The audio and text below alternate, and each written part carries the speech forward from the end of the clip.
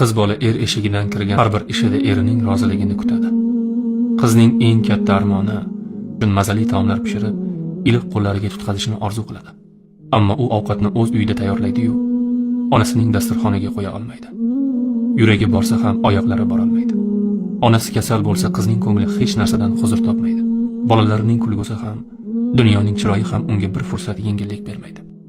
Sayohatga chiqsa ota-onam ham birga bo'lsa edi deb yuragi orzulaydi.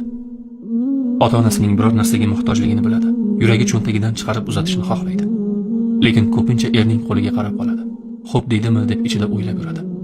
Ota-onasiga ochiq yordam bera olmasligi unga alam qiladi. Qiz farzand bo'lish aslida juda qiyin. U yuragida doimo ikki olamni ko'tarib yashaydi.